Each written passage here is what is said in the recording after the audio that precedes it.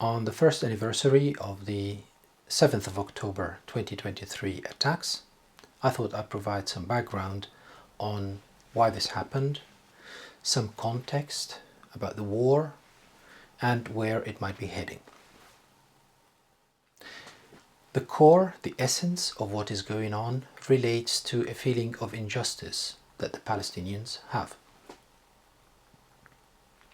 In 1973, a war broke out on the 6th of October.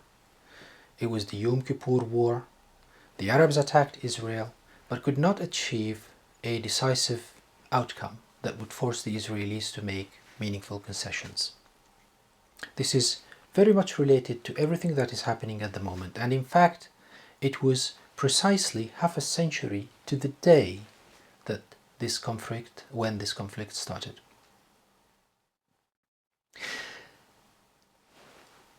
After the war, in the aftermath of the war, the Arabs split into two main factions. The Doves said that we've tried everything, we put all our resources on the table, diplomatic, military, financial. We had an oil embargo, but yet we could not achieve what we set out to achieve. Our societies are in desperate need for growth and development, and we have the wealth to make that happen and make a better path for future generations. This is much better than throwing all this wealth down the drain in such a futile conflict. Besides, if we continue down that route, the conflict that is, we would be forced, or might be forced, a couple of decades later, to accept much less than we could probably achieve today by choosing a path of reconciliation with the Israelis. The hawkish side, so to speak, who were generally more attached and more involved in the conflict. They had land lost, they had refugees, they had people losing their lives, their economies were shattered because of all the resources they had to allocate towards the conflict. Had another idea. They said that this is all about this feeling of injustice, and this won't go away unless the Israelis make meaningful concessions. And the Israelis won't kindly offer such concessions, so the only way to do it or to achieve them is to force the Israelis to do so. If we continue our struggle, then the Israelis would understand the futility of their position, they would realize such, and they would offer meaningful concessions that would allow the Palestinians to bury the hatchet. And then we could have development, because otherwise we would be entering into a cycle of development and destruction, an endless one. These two factions coexisted, but grew ever so apart over the decades. The Doves have made very well in terms of development, whilst the Hawks became ever so marginalized, or increasingly marginalized. What triggered the current conflict is the Abraham Accords, in our opinion. What the Abraham Accords meant was that the wealthy countries, the Arab countries, the United Arab Emirates, the Saudis, they would bypass the Palestinians and normalize their relationships with the Israelis. And once they do so, the hawkish side thought, the only viable options for the Palestinians is to accept whatever meager leftovers on the table. They would not be able to fight their cause. And therefore, in the opinion of the hawkish faction, it was time they gathered their resources and pushed for a last hurrah to prove their ability to upset the apple cart. And once they do so, the other faction would have no option but to take their views into consideration, and this is the only way a lasting peace could be achieved.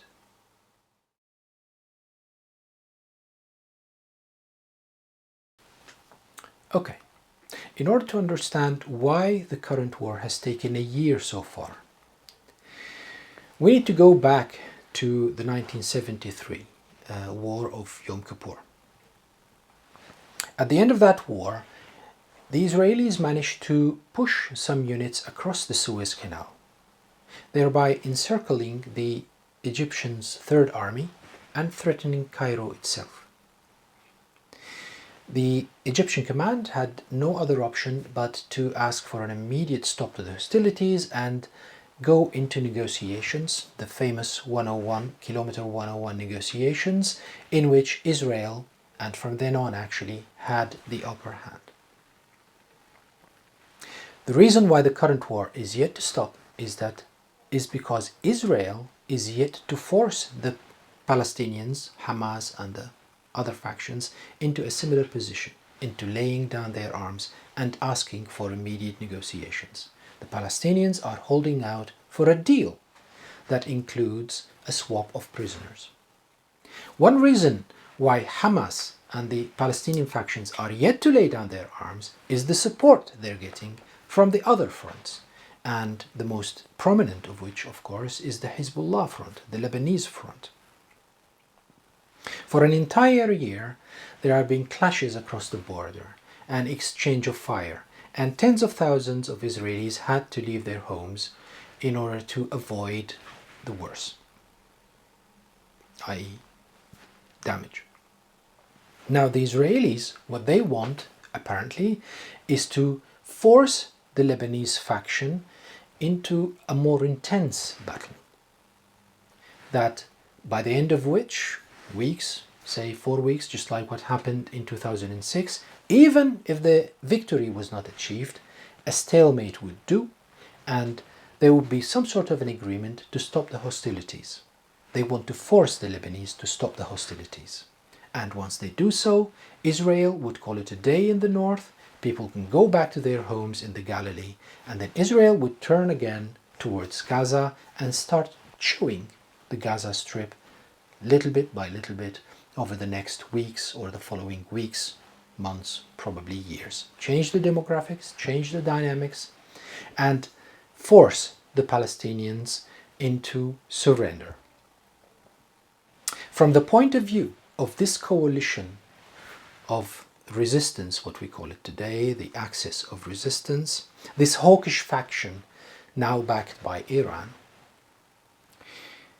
this entire battle was about enabling and empowering the Palestinians so that they could prove to themselves, at least the Palestinians, that they could plan, gather resources, and achieve gains. And so in their opinion, this axis of resistance, this war would not stop, the hostilities would not stop until the Israelis sit down with the Palestinians and make a deal. Rather than force the Palestinians into a Kilometer 101 like negotiations whereby the Israelis have the upper hand, the Palestinians are holding out for a deal to swap the prisoners. And this is the only way their support, i.e. the axis of resistance support, would reap their fruits. And so what we think will be happening is that Hezbollah would have planned for this eventuality of the Israelis pushing north. We haven't seen any dramatic reaction from Hezbollah yet, by the way. We know, or we understand, that they have tens of thousands of rockets. We haven't seen them falling onto Israeli facilities yet. So what we think is happening is that Hezbollah has plans in place to prolong this battle for as long as the Israelis need to realize that nothing will stop until they sit down at the table with the Palestinians and talk to them peer to peer. This is how we think the war is heading, or where we think the war is heading, a prolonged battle, unless the Israelis manage to escalate, for example, with Iran, drag the United States into this, and use the United States' might against the Iranians to degrade their capabilities severely. Obviously, the United States being a stakeholder in this, and the entire West actually, they have a say. They won't easily be dragged into a position where their supply chains would be affected severely, their economies would be affected severely. So they're trying to manage it differently than the Israelis would wish.